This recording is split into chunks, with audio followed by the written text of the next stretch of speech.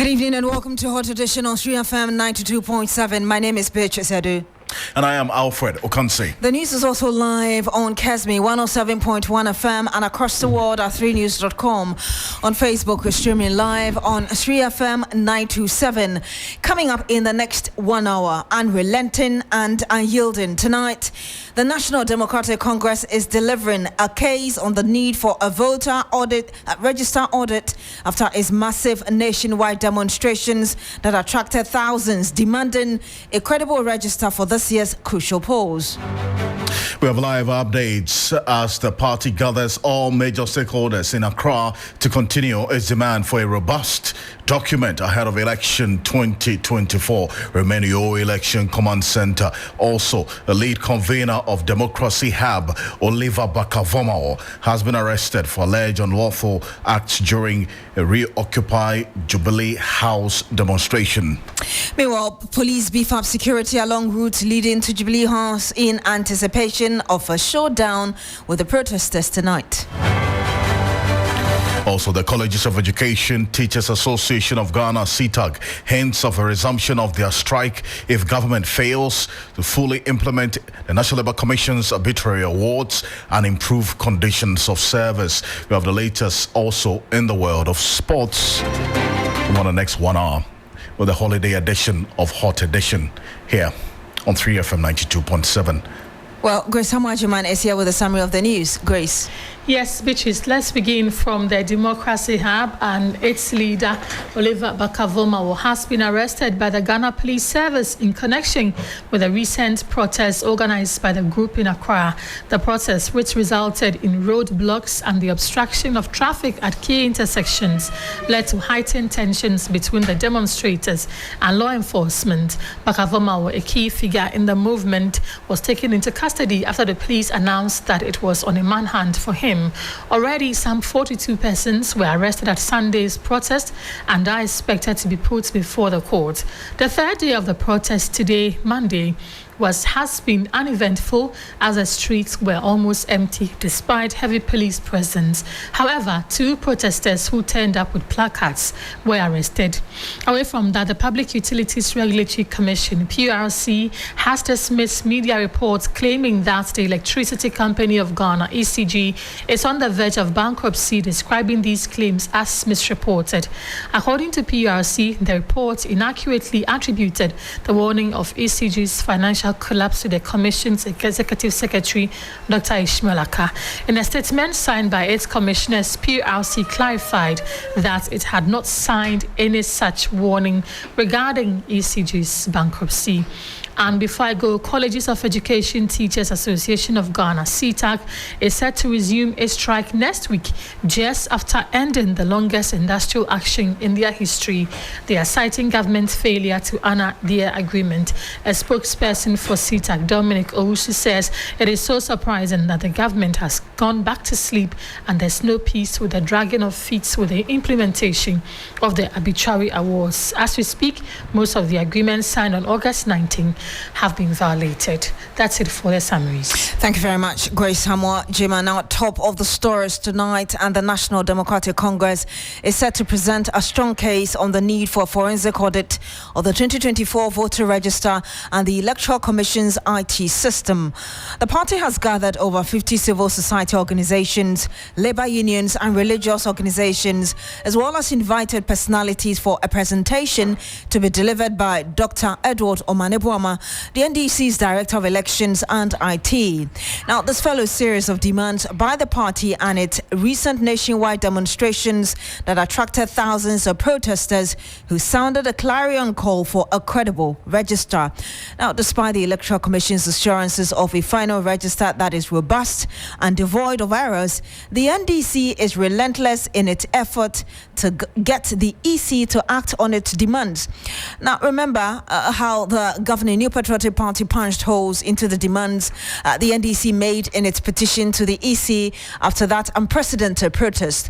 Well, with the MPP pledging to also hit the street, should the Electoral Commission accept the NDC's request for audit? And that's an issue that we're going to be getting into a lot more as we go on here on Hot Edition. But Beatrice, let's go on to the streets now, because the Democracy Hub have been on the streets for the past almost 72 hours now. And the lead convener of Democracy Hub, Oliver Bakavomao, has been arrested by the police in connection with a 3-day protest to demand action against illegal mining. Bakavomao was earlier declared wanted by the Ghana Police Service for what the law enforcement agency describes as various unlawful acts during the protests at the 37 intersection over the week. And at least already some 42 demonstrators who were picked up on Sunday are yet to be charged. 2 others were arrested this morning, bringing the number to 44 after they turned up with placards. Today being the 3rd day and final day of the protest, the police anticipate a showdown this evening as more men have been reportedly deployed to the 37 area. Meanwhile, the police have also come under criticism for failing to disclose the whereabouts of the demonstrators arrested on Sunday. Lawyers of the detained say they are unable to locate their clients more than 24 hours after the arrest. And thankfully, we have lawyer Prince Ganaku, who is one of the lawyers for the protesters who have been arrested. And Mr. Ganaku, appreciate your time. Thank you for joining us here on Hot Edition. Thank you for having me. Great. First off, are you able to tell us if you've been able to get through to your clients who are the protesters who have been detained over the last almost 48 hours? Okay, so first of all, we cannot say for certain how many people have been arrested. The police say 42. By our count, it's about 46, 47. So that's the first thing. Of that 47, we only know the whereabouts of about 13. Now, we have the group of lawyers that is offering pro bono legal services to the arrested persons as lawyers for protest defense. Now, we have a lot of lawyers on the ground going around the various stations. And when they go, the feedback they get is that there is an order from above purportedly coming from the regional commander or the deputy regional commander, one of them, who is saying that no one should be allowed access to the arrested and detained persons. Their details shouldn't be given up to anybody, including their legal counsel. This is an egregious breach of their human rights, and in a democracy such as ours, nobody should have the power to do. Nobody should have this much power to do these things. But that's what's happening. So as it stands, the police are denying the detained persons access to legal representation. That's the first thing. They are refusing to let us know how many people, the details of the people that have been arrested. They are refusing to let us know which particular stations the people have been taken to. And incredibly, they are also refusing to tell us which court they will take the people to. This is where we have gotten to as a country. We sit in this country and we look at examples in countries like Nigeria and we think to ourselves, oh, it cannot happen in Ghana. But Nigeria didn't happen in a day. And you have the regional commander or the deputy regional commander expressly giving orders to this effect, knowing perfectly well that it is illegal. This is where we are. See, and you're saying that they're denying you access to your client. I mean, your clients are being denied legal representation or the at least some audience with you, the counsel. Yes. I have reports from various of the lawyers who are part of the Lawyers for Protest Defense. We have a group that we exchange information on. And I can tell you at least 10 of them have brought reports into the group that at cantonments they were refused access. I would say that I think at Tefano, at Shukura, at Dansoman, they were all refused access. And the response is all the same. The order from above is that they shouldn't be given access to their legal representation. I see. I was coming to... The details of the arrested person should also not be given out. So we have a situation where there are people that are missing from their homes. Their families don't know where they are. And their families, because their families don't know where they are, their families don't even know to reach out to us for us to get, in contact with them. We have no way of speaking with these people ahead of the police. They're going to put them before a court tomorrow. We have no way of speaking to these people to structure the application for their bail.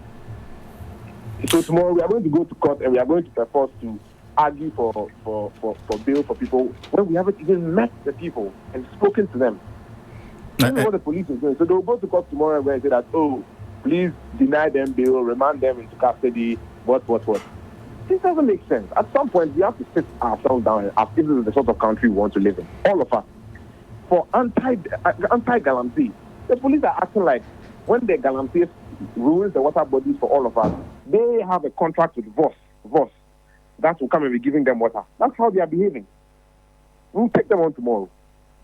I see. But this conduct of the police service, as narrated by you, what specific law does it violate so that we get clearly why this position by the police cannot be countenanced in any way? Oh, let's start from their conduct. You see, let's start from their conduct with respect to the notice that they were given. The law on this is clear. You need permission from the police to protest. The right to protest is an inherent part of any democracy. Nobody needs permission from anybody to protest. It's like asking permission to speak. So that's the first thing. You don't need permission from anybody to protest. What you do need to do is let the police know ahead of time that you intend to have a protest of this size. So that if it is necessary for the police to provide their guidance or to, allocate resources of some sort, then they can make preparations towards it.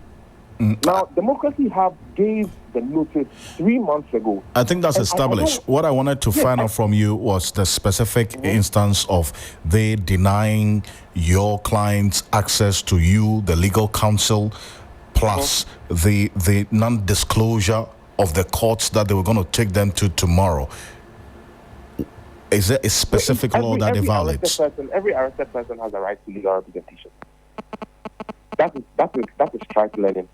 It is not in doubt whatsoever that every person that is arrested has an unfettered right, unqualified right to legal representation in order to access their defense. True. And so what the police are doing is patently unconstitutional, and they know it. They know it. I have gone there. The Accra Regional Command, I'm a regular there. I know that there are lawyers in that police service. They know it. And this is not the first time we are dealing with the Accra Regional Command. So I know there are lawyers there, they know. And they are intentionally doing this because if we bring an action against the Ghana Police Service, it is the taxpayer that is going to pay. After all, that's what they are going to pay. It is not them they are not the ones going to pay personally from their pocket. It is the taxpayer that will pay. And that's why they don't care. That's why they keep doing things like this. So we'll take them on. I see. And there are other issues that you mentioned earlier, and I just wanted this established clearly so that we know every step of the way why this conduct by the police is concerning. The other issue you raise is about not knowing the particular police stations that these 46 persons that you have information have been detained are really at as we speak. But earlier, you mentioned you've been to the Cantonment Police Station, Tesano, Sukura Police Station, Dansuma Police Station. Is that to suggest that these are the areas that the protesters are being held as we speak? Yes. So what we know right now is Ministries Police Station, Taifa, Westland, Accra Central, Kaneshi, Tesano, Adabraka, Jamestown, Nima, Legon, Railways, Cantonment, Oyibi, Mile 7, Dansuma, Sukura. Yes, those are the places that we know for now. If you could run it through them again for me. Is it Ministries, Police Station? Ministries, Westland, Kanishi, Tesano, Jamestown, Adabraka, Nima, Legon, Railway Police Station, Cantonment, Oyibi Police Station, Ayi Mensa Police Station, Mile 7, Dansuma, Shukura. Yes. All these police stations, you have information that some of the protesters who have been arrested are being held there. Yes, but there are more because there are 46, 47 arrested persons, and the strategy of the police has been to ensure that you don't have more than one person in one place. So logistically speaking, if they haven't exhausted all the police stations in the Greater Accra region. So I'm hearing that people have been taken to Tema, all the way to Tema, after having been arrested at 37. And the strategy is simple because we dealt with this last year. It is to ensure that they don't have access to counsel and they don't have access to people to come and defend them and fight for them and stand in for them. That is what this is. That's all that it is. It's not about not having space in any particular police station, because if you go to Accra Central, there is space. They could have put 2, 3, 4 people there. No. The idea is to make it difficult for legal counsel to access. Actually, when we went to the regional command this morning, the deputy regional commander told us that he's not going to give us the list of the people that have been arrested, and he's not going to give us the list of the police stations. So we don't even know all the police stations. He won't give us the list of the police stations. We should go and roam Accra. If we find them, fine. If we don't find them, fine. And those of us who have taken the time out of their day to roam the police stations of Accra, when they get there, the response they get is that there is an order from the regional command, the deputy regional commander or the regional commander himself, saying that the arrested and detained persons should not be allowed access to their legal representation. As a matter of fact, their details should not be given to anybody, including counsel. Where is this done? I see. And the 13 you indicated earlier, you said they have been released. No, they have not been released. Those are the ones who we know that, okay, Amma is here. Amma Governor is here. I see. Felicity is here. Bella is here. Those are the ones that we know we can account for. We know where they are. The rest, we are as much in the dark as you are. And you're getting indication that police will arraign them before court tomorrow. Yes, that was what they said. But also, they cannot keep them beyond tomorrow because they have a 48-hour timeline. So the people that were arrested yesterday must be arraigned before court tomorrow. They have a maximum of 48 hours. And so we got tomorrow, definitely some people will go to court. Right. And the police issued a statement just about 2 hours ago announcing the arrest of Oliver Bakavomao. We spoke to him and he had indicated he was going to hand himself in to the police. Now the police says he was arrested. Now what's the latest on him? What do you know so far? He definitely handed himself in. I think Oliver took issue with this idea that he was on the run and they were looking for him. That has never been the case. It has always been clear where Oliver is. And he felt like, with a demonstration, you need mass buy-in. Now, when the police do these things, then people get scared for their own safety and the public gets turned off. You understand? So Oliver just wanted to say that, no, we're not doing anything criminal. If you are looking for me, here I am. I can come. And this is not his first rodeo. So of all the people that I am worried about, Oliver is the one that I am worried about the least because I know he can handle himself. He's a lawyer. This is not his first time dealing with these things. I'm more concerned about the asthmatic woman, for example, who is at Kanishi without access to family, healthcare, or legal representation. And these are the things that I'm concerned about. But Oliver, he can handle himself. He handed himself in. To be very honest, it wasn't like he was tracked down and arrested while he was on the run. That's not what happened. He went with his lawyers and handed himself in because they were looking for him. Prince, we'll keep an eye on this, and I thank you so much for the updates always. Thank you very much.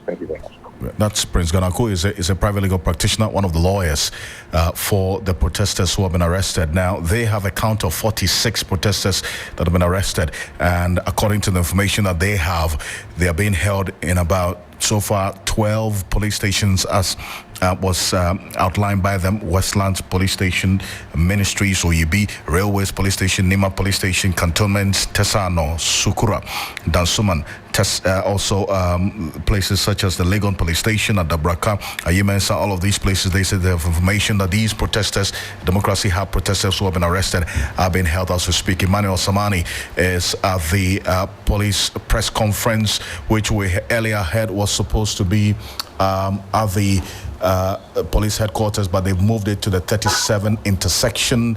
And Emmanuel Samani is connecting with us on the telephone right now. Samani, what's the latest where you are? Right, Alfred, good evening to you and to our listeners. Now, there's heavy security presence here still at the 37 intersection. And Alfred, I can tell you that I can count at least 100 security personnel, the men of the Ghana Police Service, still clad in their uniforms and riot control gear to, wear off any form of protests that are coming through. Earlier, we know that 2 protesters have been arrested, and at the moment still, the roads have been blocked. There's still a blockade on the roads from the Liberation Road coming from the Liberation Road all the way to the 37 intersection. There's no vehicle allowed in this vicinity. About that press conference, Alfred, we're still waiting for it to kickstart. We understand that the Inspector General of Police, Dr. George Dampare, was here earlier, but he hasn't addressed the media or the protesters because at the moment there are no protesters here. And so we're still waiting for that press conference to begin or commence. And I can tell you, still heavy security presence, which is also causing a lot of vehicular traffic here at the 37 inspection. So that's the latest for now, and we're still waiting on that press conference, Alfred. Emmanuel Samani, thank you very much for the updates there from the 37 intersection area where press conference by the Ghana Police Service is expected to take place any moment from now. But this is Oliver Bakavoma earlier today. The protest is not over. We are showing up today and we're going to continue into tomorrow.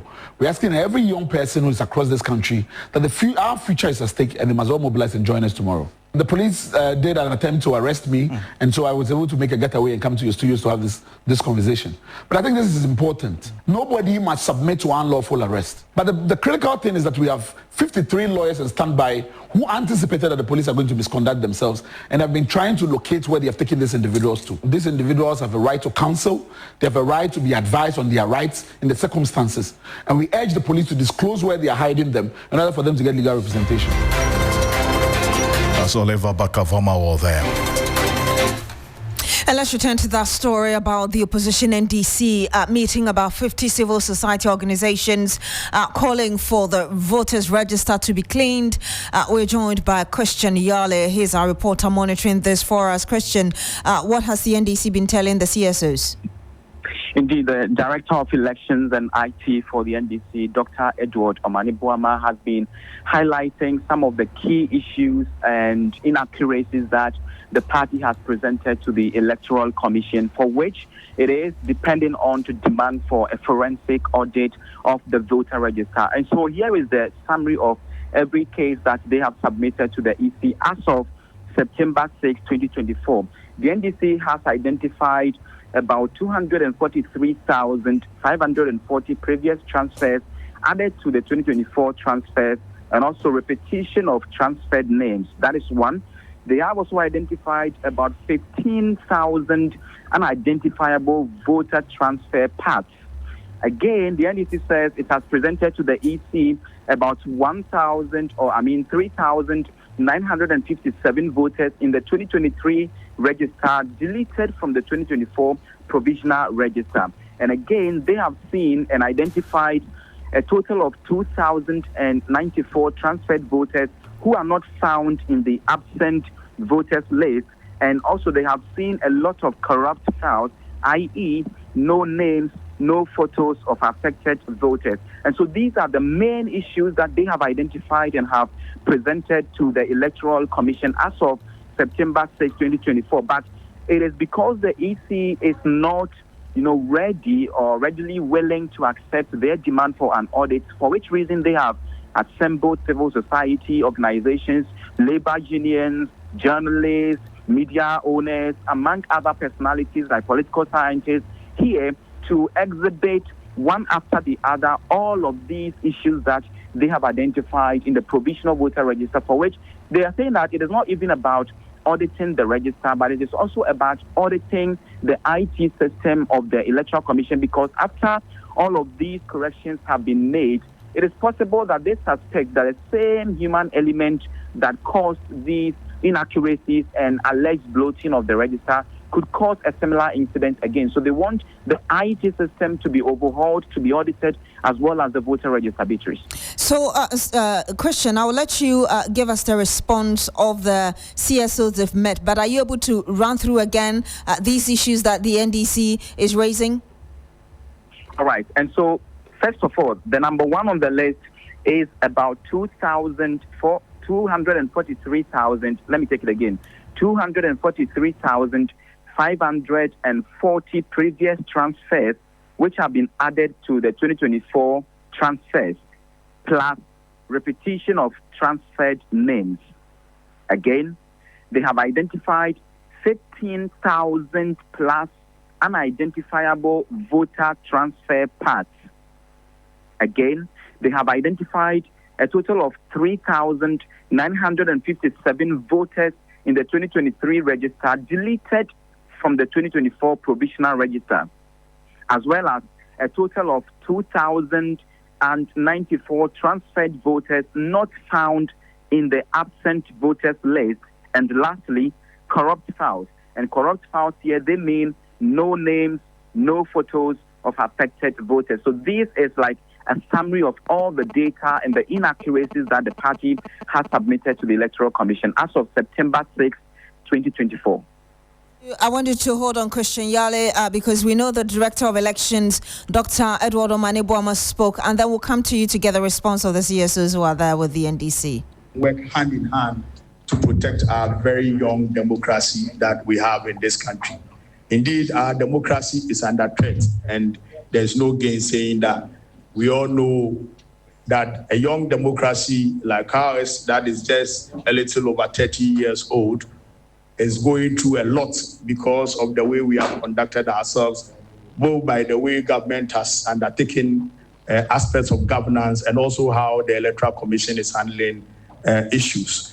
The National Democratic Congress, cognizant of the role that we collectively play in building a strong and robust nation, we have been engaging your very good selves, the civil society organizations and the labor unions, who are very critical pillars in our national development, the faith-based organizations and the media, in a mission to help chart a solid, smooth, progressive path for our democracy.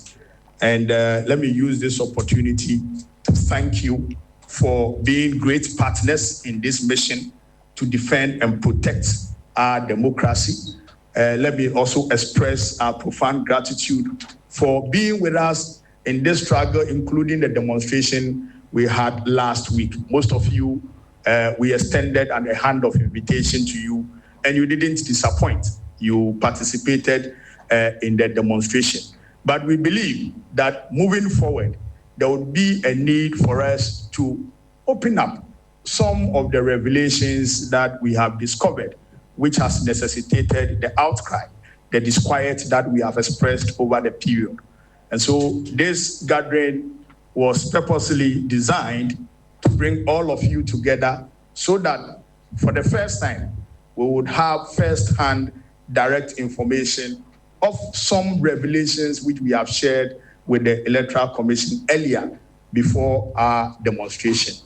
I'm sure you have followed the electoral preparation process very well, and you have followed our discourse in the media based on the revelations we've been finding and the kind of eagle eyes that we have applied to the processes that are leading up to the general elections. And you have seen every step of the way we have been very keen on doing the right thing to make sure that we safeguard the democracy of this country. And so, once again, we are going to have a very rare opportunity to see some of the revelations that we have shared with the Electoral Commission.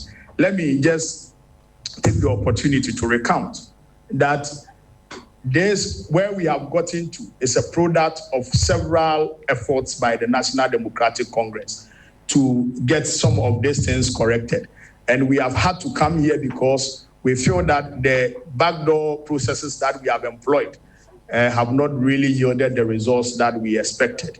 Initially, when we made the discoveries, just like most of the other discoveries, we reached out to the Electoral Commission, shared them with them, and hoped that the Electoral Commission would accept them and take the needed steps to correct them.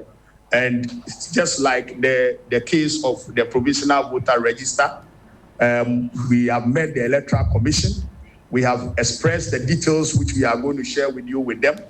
Most of them they have admitted, and we hope that beyond the admission, those resolutions will be done. But most importantly, all the issues that we have raised boils down to an electoral register which credibility and integrity cannot be vouched for, and that we have demanded that they allow for a forensic audit into the register. And you heard that Dr. Peter Otukono, his coordinator of the CSOs, on behalf of the opposition NDC. Christian Yale is still on the line with us. Any response from the CSOs met? All right, Beatrice. And so right now, the Director of Elections and IT, Dr. Omanibuama, is now going into detail all of these summaries that I listed to you, the inaccuracies that they have identified and submitted to the EC. So he's taking each of them step by step until he's done. We are yet to hear from the CSOs and other labor unions, including the astute, personalities like the political scientists who are here to also give their word into these demands that the NDC is making. But you know what? Dr. Manibuama has been talking tough about the fact that the EC, he actually brings in the issue of the indelible ink, which the EC had wanted to eliminate as part of the verification processes for election on the election day. He talks about that one and how the NDC had to fight it to avert possible crisis during the election. And he also now talks about the methodology that the NDC applied in investigating the provisional voter register, which aided them to arrive at all of these conclusions. And so really, right now as I talk to you, he is on his presentation to give the detail of everything. But he also mentioned the fact that all of the errors that they have identified, some are even bordering on criminality. It means that it even goes beyond just issues of numbers, but there are criminal aspects to it, according to his own account. And so when he is done, we'll get reactions from CSOs, labor unions, as well as some of the scientists, including Professor Jampo, and also economists like Professor Lord Mensah from the University of Ghana Business School, who are all here, well seated and paying critical attention to the meticulous presentation being made by Dr. Peter Omanibuama. Edward Omanibuama, I beg your pardon. Yeah.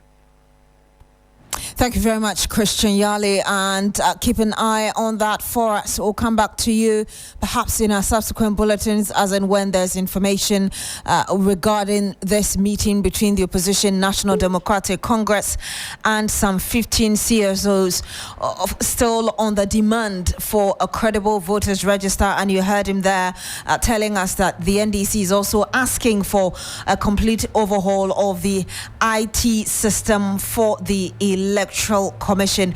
You're still here on Hot Edition on 3FM 92.7. Now, Deputy Attorney General Alfred has cautioned that plea bargaining won't be a universal tool to evade justice, citing sexual offenders and perpetrators of election violence as an example. Tiayabua indicated that the act will not be used as a shield. The Deputy AG was speaking at the launch of the plea bargaining guidelines.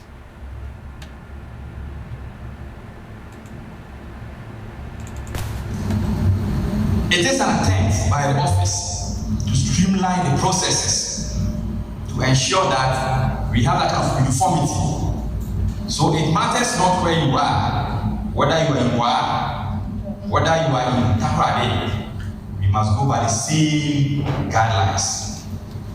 As attorneys, we are supposed to do justice. We are not supposed to pervert justice. The guidelines should not be an excuse or should not be used as a springboard for the evasion of justice. And to the public, the application of the Plea Bargaining Act shouldn't be seen as an attempt to undermine justice. In appropriate cases where we need to apply the law will be applied. In cases where we cannot apply the law will not be applied. And so as you take the guidelines back to your regions, stick to the guidelines so well, make sure those who deserve the benefit of the guidelines get it.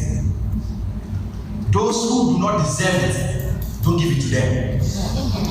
And to the criminals out there, if you think that by launching these guidelines, you are going to just commit crimes and go clean the net. Be on notice. The Plea Bargaining Act will not be used as a shield for criminals to perpetrate their wrongful activities. And you heard Deputy Attorney General Alfred Yeboah. So live here on Hot Edition on 3FM 92.7. We're live on Kesme 107.1 in Tamale and beyond. We're live on W 93.5 in Y and beyond also. If you go on our Facebook page at 3FM 927, we're streaming live right now. Well, the Colleges of Education Teachers Association of Ghana, the CETAG, is threatening to resume their strike next week if government fails to take immediate steps to fulfill implementing the arbitrary awards and the improvement of their conditions of service. The intended action, according to CETAG, has been stated by government's feet dragging and complying with the roadmap agreed amongst the parties based on which CETAG also called off their strike 2 months ago. If you recall, CETAG went on a 2-month strike. That's the longest in the history of CETAG over the period. Now, that strike action that began on the 14th of June led to the suspension of all academic activities in the 46 public education colleges, forcing government to enter into negotiations with the teachers, culminating in the signing of a memorandum of understanding. Now, CETAG is saying that that MOU has been violated by the employer as government, hence the intention to withdraw their services. Let's understand a bit further what has led to this development, as we're saying now. Dr. Dominic Owusu is the spokesperson of the Colleges of Education Teachers Association of Ghana. Dr. Owusu, good evening. Thank you for joining us here on Hot Edition. Good evening, Ocansey. Well, you called off a 2-month strike because of an assurance that government gave you that it was going to go by the arbitrary agreement captured in the MOU. Now we are hearing that you intend to resume your strike next week. What's going on? Yes, thank you so much. Good evening once again to you, my dear brother, and to also all your listeners. What is happening now is that we have judiciously gone back to the classroom to teach, and we've been given 6 weeks to teach, experiencing a lot of occupational stress and burnout, and our students also experiencing academic stress and burnout. But on the part of the government, the MOU that was signed on the 19th of August 2024 has been massively violated by the government. As I speak to you right now, the all-year-round compensation that was as a result of work done throughout the year 2022, has not been still paid to us. There's been a lot of excuses on it, and government keep disappointing. They tell us that the money has been put into the gifts. We go there, our accountant assess it, and literally there's no money. Also, the timeline, we should have received the offline data. When I talk about offline data, I mean the hard copy of the migration that's been done, i.e. the input which has been made relating to our qualifications, and then also where we should be placed for the migration. But as I speak now, we have not received that document. And it's a source of worry, considering the strike that we went on, and then also the second gentleman of the land intervening, and then we also listening to Ghanaians and calling off the strike. We are so surprised that government had gone back to sleep again, and it's a source of worry. I see. If you say so, what's causing the delay in fulfillment? Have you engaged the Education Ministry in this instance, and then also the National Labour Commission? Yes, we've really engaged them. Last week, we wrote a letter of complaint, and we copied all the stakeholders, letting them to be aware of the fact that the timelines, the specific timelines of activities that the government agencies ought to do relating to our migration and then the implementation of the arbitral award have been violated. So a case in point is that the timeline, we should have received the offline migration data, and then also we should have gotten our appointment letter by now. But as I speak to you, we have not received the offline migration data, neither have we received our appointment letter. So what we are saying is that the government will go to sleep and leave us to be working and killing ourselves, then we have no choice than to lay down our tools once again. And this you're saying by next week, if you don't hear anything convincing, you're going to proceed on the strike again? Yes, please. Yes, please. Tomorrow, God willing, our national executive officers are meeting the government agencies, i.e., Fair Wages and Salary Commission, Ministry of Finance, among others. But you will not believe, Alfred, this has been the 43rd meeting we are attending on our condition of service since 2021. So it tells you that government is not committed to teacher education, and you and I know that teacher education is the bedrock, the foundation upon which our educational system is built, because we are the trainer of trainers, we are the agent of change that go to teach our students, which in turn teach our children in the schools to become engineers, among others. You know that very well in the developed countries, the welfare and the condition of service of teachers are the highest. I can quote countries like China, countries like America and Canada and the rest, because they know that once the quality of education is high among teachers, it trickles down to other sectors of the economy. And rightly so, and that's why, in fact, parents who are listening to us right now are even concerned about this. So, did you agree on the revision to the timetable because of that 2-month strike when these students are expected to write their exams? Yes, we agreed to it because, especially our level 400 students, we got reports that they were being sacked from their various hotels because they had paid for only 3 months. And as a result of our strike, they have exceeded their rent period, and so we have to really concede. So if you come to our campus now, I personally, I did my PhD in occupational stress and burnout. You could literally see that teachers, you could see people's eyes are red as a result of continuous work throughout the day up to 9 p.m., and students are also not spared out. So if all these things are being done, and we see government so relaxed and sleeping on its responsibility, in fact, it's called for a big source of anxiety and a source of worry. Doc, I appreciate your time. Thank you for joining us. We are very grateful. Oh, that's a notice. It's hereby served by the Colleges of Education Teachers Association of Ghana, CTAG.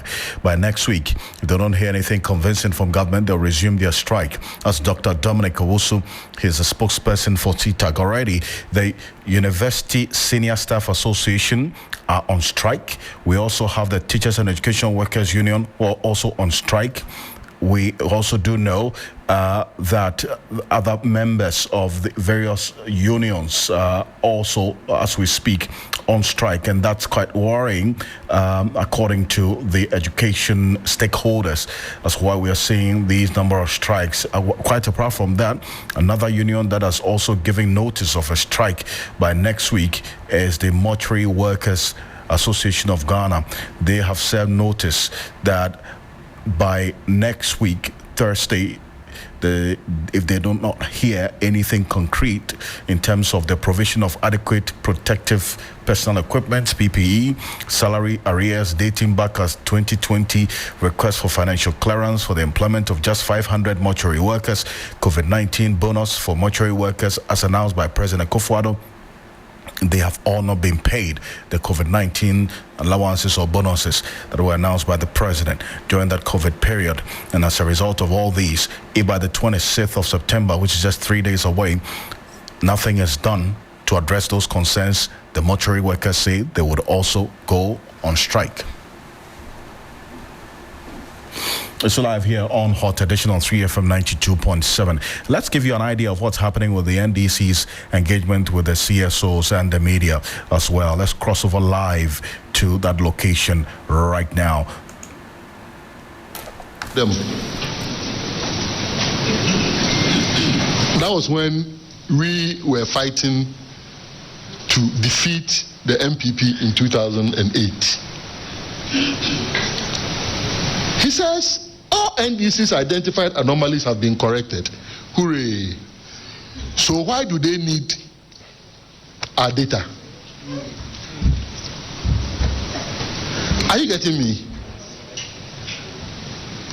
All NDC's identified anomalies have been corrected. If they've all been corrected, why do they need our data?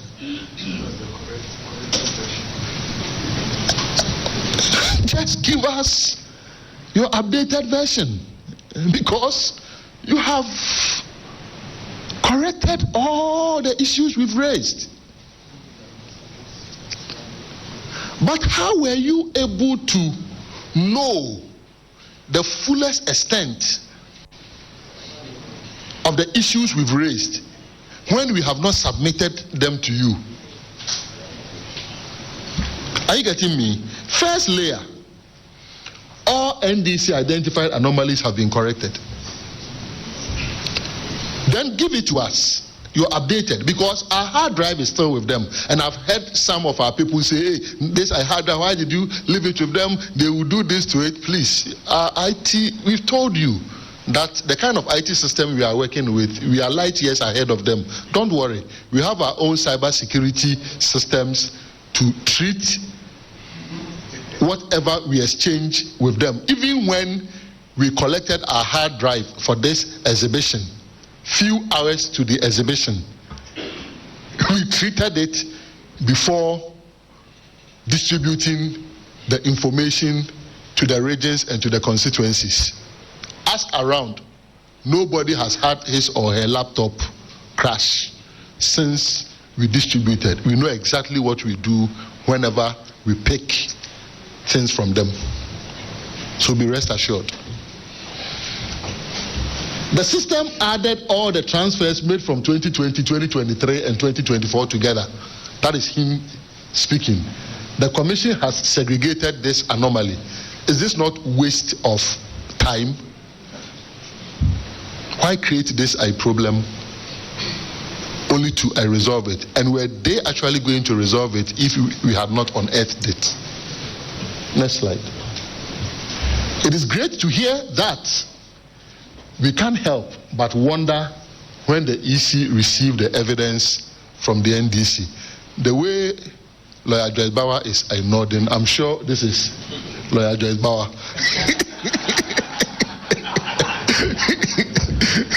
Next slide, please.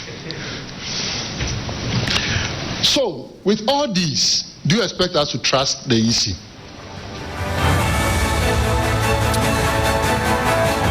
Live updates from the NDC's meeting with CSOs, the media, on the significant discrepancies as they have identified in the 2024 Provisional Voters Register that was exhibited. This is taking place at the Kama Conference Center here in Accra, and we're keeping an eye on that as well. What you heard is a live presentation by Dr. Edward Omanebo, who's the Director of IT and Elections for the NDC.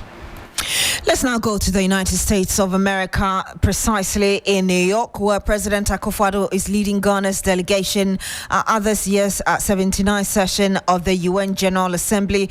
This will be his last General Assembly before he exits office on January 7, 2025. Sani Abdulrahman is there for us. He joins us now via video call. Sani, has the President spoken yet? What can you tell us? Well, the president has an engagement this afternoon, but that is yet to come off. It's basically a program organized by a group that is championing reparation, those who have been seeking compensation for what Africa endured as far as slavery is concerned. So the president is yet to speak at that program, but we know the general debates where the president will be delivering their statement will start tomorrow. President Lula da Silva of Brazil is expected to start this session, followed by Joe Biden, U.S. President, and of course, we are told President Akrofi will be speaking on Wednesday. If you ask me about what the president has been saying, largely that's what I can say. Abdul, I know that one of the issues that will likely dominate this General Assembly will be Israel's war on Gaza and the latest Israeli escalatory attacks on Lebanon. Are you able to tell us how it's looking like in terms of conversations around that? Well, this has already caused division here at the United Nations. where we've seen Group A, supposedly the Western group, being behind Israel and what has been happening, and also some of the Western countries and the Arab League also speaking against what's happening in Gaza and calling for a ceasefire, just like we saw with the issue of the war in Ukraine, which shadowed the UN General Assembly last year. This issue is also expected to dominate discussions here. It's expected to overshadow a lot of issues such as climate change, such as the environmental destruction that we are seeing around the world as a result of climate change. So it's expected to be a hot topic. The UN Secretary General Antonio Guterres has already been speaking about the issue. He's saying the UN has been unable to do a lot in terms of addressing that particular issue as a result of the lack of resources and power the UN has. So he has also been asking for the UN to be more resourced so that it can address some of these concerns. So, of course, the issue of the war in Gaza is going to be a dominant issue here. A dominant issue there. Tell us what more we should expect before you go. All cameras, all eyes are on tomorrow. We're already seeing security from the White House dominating the UN building now. We know the US president will be speaking tomorrow 10 a.m. here, and that's around 2 p.m. Ghana time. And that's where all the eyes are. People want to know what Joe Biden will be saying. This is his last address as US president, so it's going to be a big one for him. And also a lot of people who want to know what he will be saying regarding the Gaza issue as well. He has been, of course, telling Hamas what they did was not good, and also telling Israel, on the other hand, that they also need to ensure that civilian lives are protected. That hasn't yielded much. The world will be watching tomorrow to listen to what he will be saying. And of course, also on the part of African presidents, specifically President Akrofi, people want to hear what he will be saying. Last year, he lamented the unfairness in the global financial system. What different thing does he have to say this year around, of course, also being his last address as president of Ghana? And so basically, these are the issues that people are expecting to look out when he takes the podium on Wednesday, and of course for Joe Biden on Tuesday. Indeed. Thank you very much, Sani Abdulrahman. He's a man in New York covering the 79th session of the UN General Assembly. As you heard him there, the president of Ghana is expected to speak tomorrow. Indeed. And Sani right there, and he's going to be connecting with us across the various bulletins. So make a day with him at 7 p.m. on TV3 and also at 10 p.m. on Ghana Tonight. Abdul Sani Rahman will be connecting with us covering here on all media journal platforms right there. But, well, the flag bearer of the NDC is wooing support from known strongholds of the governing New Patriotic Party, urging them to ditch their party for an NDC candidate that is development-oriented. Campaigning in Yamfo of the Tano North constituency of the Ahafo region, John Mahama is questioning the continuing support for the ruling party that has failed to deliver on its promise and mandate to the people. Your parties, they be near politicians, they be. Omo, I dream say, a yet mobeto abamo, a puntuba, amma, mobeto amamo, my yeduma, mobeto amam, a yamwa, mobeto amam, a camo, mobeto amam, a huchimo, mobeto amamo. Isn't it been mocase? Yes, you had yet. Say what the Krama Impugina now can say MPP, I bet to a man. Emre Sessa, Emre Dani, Obia person a section a tumpon, Obia person the crew and Puntu Bani crew. And this is so, Yanni Puntu Henny. Yabanso near Chicha, Yankasa, we are to a mammy, wait to mammy, we are to a mammy. Ankasani, you more. Anka College of Education for first year, College of Health for first year, you may see what 2015. A hankwa, a half one, and over a 4-year degree program. And you may see a young for her. Okay, turn on no far, and no money be free, and this year breast or any buy. And so I quite say, oh, yeah, if you say, yeah, the MPP they try me from, yeah, they try from our way. That's John Mahama there. Now, as you may already be aware, today is a holiday because September 21, which is the birthday of Ghana's first president, Osagyefo Dr. Kwame Nkrumah, was on Saturday. He has been credited with many of the achievements and impact in Ghana's independence and also development over the period as a man who led and also engineered the whole strategy for our independence. Man committed to African unity and deep-seated belief in the ability of the black to chart his own path. Today, we remember him in his own words. Take a listen. Tell us that this particular person or that particular country has greater or more favorable potentialities than the other. They do not tell us that we should unite, that we are all as good as we are able to make ourselves once we are free.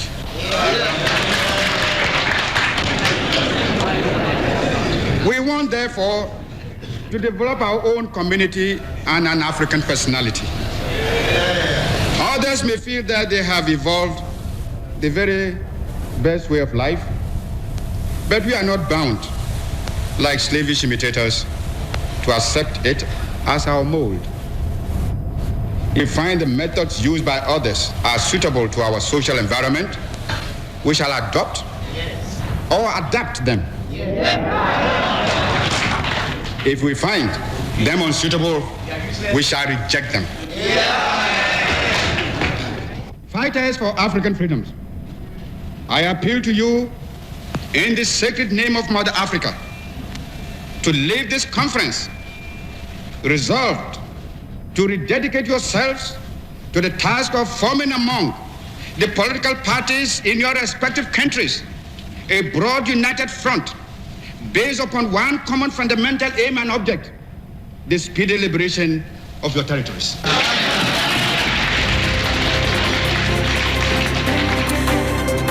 Osagyefo Dr. Kwame Nkrumah, the founding president of the Republic of Ghana there. They have been 115 years old. Very well celebrated indeed. I want to say thank you so much for joining us here on Hot Edition on 3FM 92.7. Also watched us on 3FM 927 on Facebook and also on X. We also bring you updates of the NDC's engagement with CSOs and some notable persons, including the media, ongoing. So make a date with us as well at 7 p.m. on TV3 and also at 10 p.m. Join me on Ghana Tonight on TV3. My name is Alfred Ocansey. My name is Beatrice. Thank you very much for joining us today. Log on to 3news.com for more news. Happy holiday.